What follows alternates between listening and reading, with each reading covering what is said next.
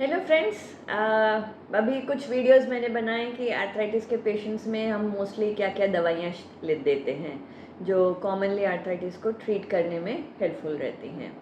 आज मैं बताऊंगी कि इन दवाइयों के साथ में एक्स्ट्रा आपको और ऐसे क्या सप्लीमेंट्स भी लेने चाहिए जिसकी हेल्प से आपका आर्थराइटिस अच्छे से कंट्रोल हो सकता है। ये ध्यान में रखें कि ये दवाइयाँ जो हैं आर्थराइटिस को एकदम कम करेंगी या आपके दर्द और सूजन को कम कर देंगी, ऐसा नहीं होगा।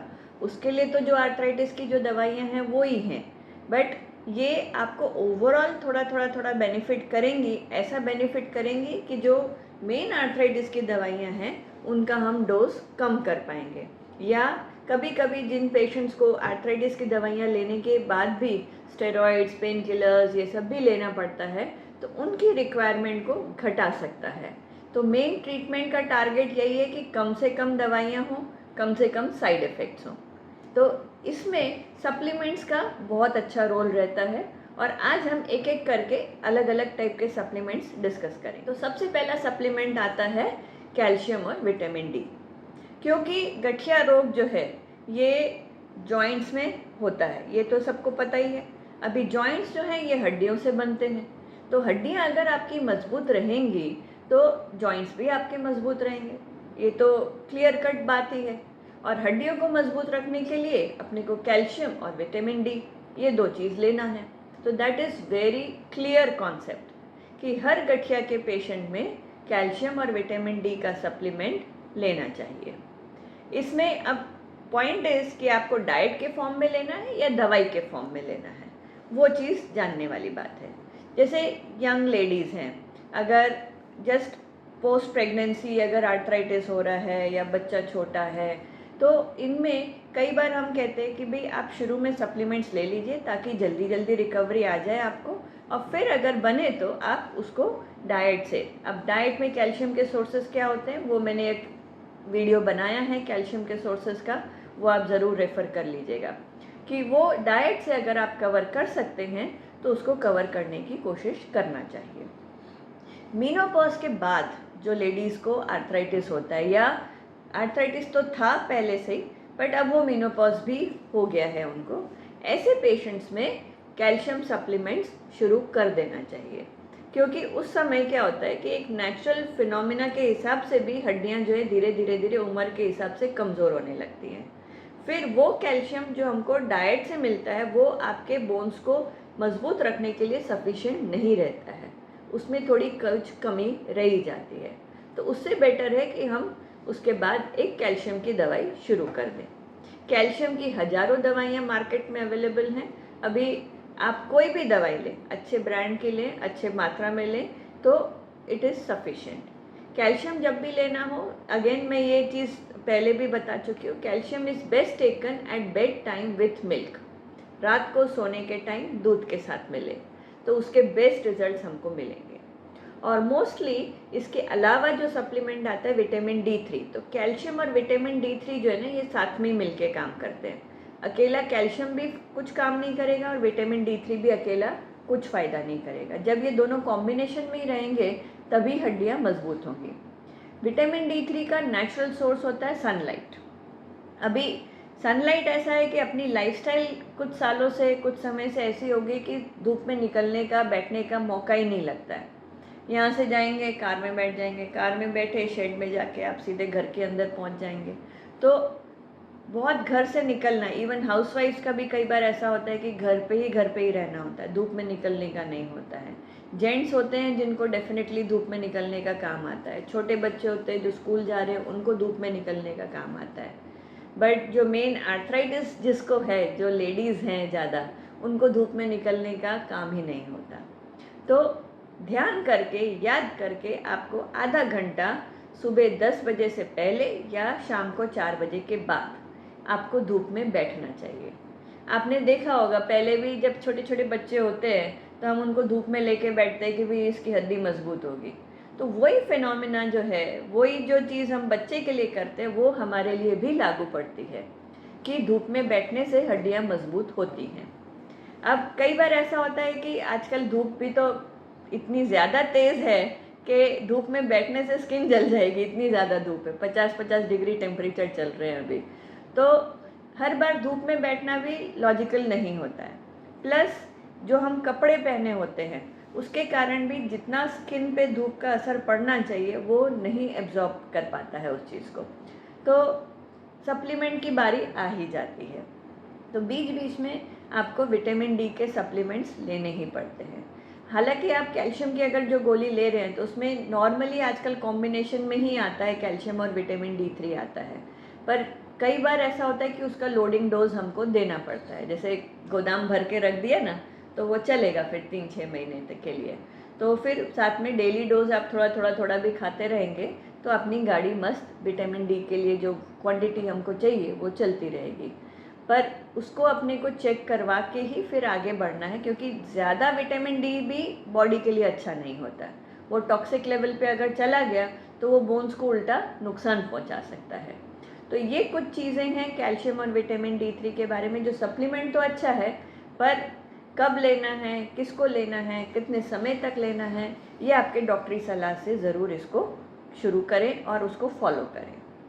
सेकेंड सप्लीमेंट आता है folic acid and vitamin B12। ये दो ऐसे विटामिन हैं जो हमारी बॉडी के लिए बहुत इम्पॉर्टेंट है। स्पेशली जो पेशेंट्स आर्थराइटिस के हैं, जिनको मेथोट्रेक्सेट नाम की एक दवाई चल रही है, उन पेशेंट्स में फॉलिक एसिड लेना बहुत ज़रूरी है, नहीं तो मेथोट्रेक्सेट के साइड इफ़ेक्ट्स आने लगते हैं। तो ये एक विटामिन है जो खास करके हर पेशेंट जिसको ये दवाई चल रही है उसको लेना ही है, और वो भी आपके डॉक्टर बताएंगे आपको कब और कैसे लेना है।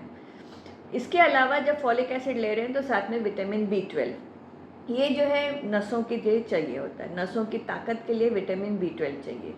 तो अब अगर आपको गठिया है, हड्डियाँ कमज़ोर हो रही हैं और जोड़ों में सूजन आ रही है, तो नसों भी तो कुछ तो इफेक्ट आएगा, नसें खिंचाएंगी, नसों में कुछ जोर पड़ेगा। तो उसके लिए आपको विटामिन B12 का लेवल भी बराबरी से मेंटेन करके रखना ज़रूरी है। और B12 की कमी की वजह से कई बार होता है कि दर्द का एहसास बढ़ जाता है, क्योंकि नसें सेंसिटिव हो जाती हैं। तो उस चीज़ को भी कम रखने के लिए विटामिन B12 का लेवल बराबर रहना बहुत ज़रूरी है। ये हुआ दूसरा सप्लीमेंट। तीसरा सप्लीमेंट आता है प्रोटीन्स। प्रोटीन आपके डाइट में बहुत अच्छी मात्रा में, जो आपकी रिक्वायर्ड क्वांटिटी है, होना चाहिए। ये ज़रूरी है क्योंकि अगेन अगर हम जोड़ों की बात कर रहे हैं, हड्डियों की हमने बात की, पर जोड़ों में हड्डियों में मूवमेंट कैसे होता है? मूवमेंट करने के लिए तो मसल्स है ना। अभी मसल्स के मूवमेंट के लिए अगर मसल्स में ही पावर नहीं है तो मसल्स मूव कैसे करेंगे? और मसल्स को पावर देने का मेन सोर्स होता है प्रोटीन्स। तो अपने डाइट में प्रोटीन की मात्रा अच्छी भरपूर होनी चाहिए ताकि मसल्स में पावर रहे और वो मेंटेन रहे। तो आप डाइट में लें, वेजिटेरियन लोगों में प्रोटीन के सोर्सेस सबको पता ही है, सोयाबीन है, टोफू है, सोया मिल्क है, ये सब आप ले सकते हैं, दूध वगैरह जो है। फिर नॉन वेज में तो चिकन है, सी फूड्स है, सब उसमें प्रोटीन का अच्छे सोर्सेज ही हैं ये सारे जो हैं। अगर ये सब लेने में कहीं कहीं प्रॉब्लम है तो आजकल प्रोटीन सप्लीमेंट्स भी आते हैं पाउडर फॉर्म में, जो दूध में घोल के या पानी में घोल के पिए जा सकते हैं। तो इस टाइप से आपको प्रोटीन की मात्रा अपनी बॉडी में बराबर रखनी है। प्रोटीन इसके अलावा अपनी इम्यूनिटी को बना के रखने के लिए भी इम्पॉर्टेंट होता है। अगर प्रोटीन कम है, पर्टिकुलरली एक एल्बुमिन करके विटामिन होता है, अगर वो कम है तो आपकी इम्यूनिटी बहुत डाउन हो जाती है। फिर आपको घड़ी घड़ी में कुछ ना कुछ इन्फेक्शन और ये सब आने के चांसेस होते हैं। तो प्रोटीन सप्लीमेंट्स लेना हर आर्थराइटिस पेशेंट के लिए बहुत ज़रूरी है, चाहे डाइट के फॉर्म में लें, चाहे आप प्रोटीन पाउडर के सप्लीमेंट के फॉर्म में लें। तीसरा आता है ग्लूकोसामीन। ग्लूकोसामीन जो होता है ये ऑस्टियोआर्थराइटिस, जो उम्र के साथ में जब जोड़ घिसने लगते हैं, बीच का जो कार्टिलेज है, जो गादी का जो भाग बोलते हैं ना, जो बीच में कुशनिंग देता है, वो जब घिसने लगता है तो ग्लूकोसामीन जो है इसको बनाए के रखने के लिए और उस कार्टिलेज की स्ट्रेंथ को बना के रखने, मेंटेन रखने के लिए ज़रूरी होता है। तो ग्लूकोसामीन एक बहुत अच्छा सिंपल सप्लीमेंट है और ये टैबलेट के फॉर्म में या कई बार सैशे पाउडर के फॉर्म में भी आता है। और इसको लेने से जोड़ों का दर्द कई बार अच्छे तरीके से कम हो जाता है कि पेन किलर की ज़रूरत भी नहीं पड़ती। कुछ पेशेंट तो इनफैक्ट बोलते हैं कि कई बार उठते बैठते आवाज़ आती, कट कट कट कट आवाज़ आती है, ये दवाई लेने के बाद से वो आवाज़ भी कम होगी, मतलब ये जॉइंट में लुब्रिकेशन का भी काम करता है। जैसे कोई मशीन जाम हो जाए और आप उसमें तेल डाल दें तो फ्री हो जाती है, तो ये दवाई उस चीज़ के लिए हेल्पफुल रहती है और इसका कोई साइड इफ़ेक्ट नहीं होता है। इसके अलावा आता है कोलेजन। कोलेजन जो है, जैसे बोन्स है, बोन्स में सिर्फ कैल्शियम नहीं है ना। अभी अगर आपको मैं एग्जांपल दूं, हम एक दीवार खड़ी करते हैं, दीवार में क्या होता है, ईंट है और सीमेंट है। तो सीमेंट इज चूना, कैल्शियम, पर ईंट तो मेन कंपोनेंट है ना। तो जो ईंट वाला भाग है आप समझो बोन्स का, वो कोलेजन होता है। ये सबको जोड़े रखने के लिए फिर आपको कैल्शियम चाहिए होता है। तो कोलेजन भी मजबूत रखना उतना ही ज़रूरी है। आप सिर्फ चूना लगाते जाएंगे पर अंदर से हड्डी अगर कमज़ोर होती गई, ईंट ही कमज़ोर है, तो कैसे काम चलेगा। तो कोलेजन सप्लीमेंट्स भी लेना बहुत ज़रूरी है। इनफैक्ट कोलेजन जो है मसल्स के लिए भी ज़रूरी होता है, बोन्स के लिए भी ज़रूरी होता है और बाकी बॉडी के टिश्यूज़ के लिए भी ज़रूरी होता है कोलेजन। तो कोलेजन की भी अगेन टैबलेट फॉर्म में या पाउडर फॉर्म में आपको मिल जाएगा, तो and it is very useful. और इन सब का ना कोई साइड इफ़ेक्ट नहीं होता। ईज़िली आप एनी टाइम आपके डॉक्टर का प्रिस्क्रिप्शन लेके आप उसको शुरू कर सकते हैं। 3-6 महीना लीजिए, बीच में बंद कर दिए 1-2 महीना, फिर वापस आप शुरू कर सकते हैं।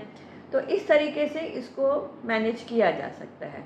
और आजकल तो न्यूअर इसकी थेरेपीज़ में ना, मतलब आजकल वो चॉकलेट फॉर्म में भी आने लग गए हैं कि एक, जैसे हम खाना खाने के बाद किसी को मीठा खाने की आदत है तो एक चॉकलेट खा लिए उसकी, तो बहुत इजी है, आपको लगेगा भी नहीं कि आप दवाई खा रहे हैं एंड आपको उसका बेनिफिट मिलता रहेगा। And last but not the least, अभी लेटेस्ट जो स्टडीज़ है, वैसे हमको सदियों से पता है बट स्टडीज़ अब हो रही हैं इसकी और उसको अब लाइमलाइट में लाया जा रहा है। 2 चीज़ें हैं, करक्यूमिन और पेपरिन। करक्यूमिन क्या होता है, एक जो नॉर्मल हम घर में जो हल्दी यूज़ करते हैं उसका जो मेन पिगमेंट और उसका जो एक्सट्रैक्ट है उसको करक्यूमिन कहते हैं। पेपरिन क्या होता है, जो काली मिर्च होती है उसका जो एक्सट्रैक्ट होता है। ये हम सब जानते हैं कि अब ठंडियों में या हल्दी वाला दूध पिए, थोड़ी सी काली मिर्च डाल के पिए तो आपकी इम्यूनिटी अच्छी रहती है, जोड़ों के लिए अच्छा रहता है।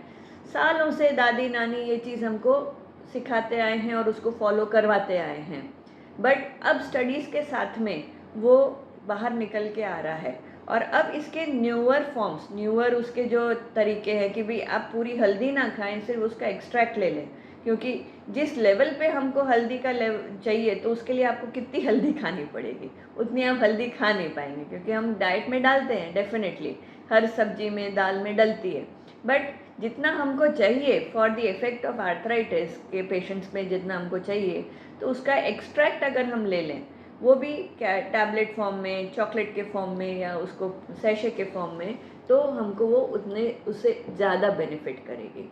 तो ये कुछ ऐसे सप्लीमेंट्स हैं जो अगर हम ध्यान में रखें, रूटीनली कहीं ना कहीं डाइट में अगर हम इंक्लूड कर सके या सप्लीमेंट्स में चॉकलेट पाउडर जिस भी फॉर्म में अगर आपको जो अवेलेबल दिखता हो आप उसको ले सकें, तो आपको बहुत फ़ायदा होगा।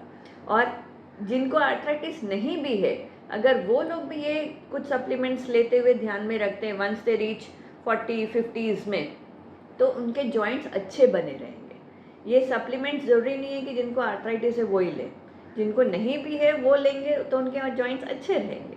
वो एज के साथ में जो घिसने का प्रोसेस है वो स्लो डाउन हो जाएगा।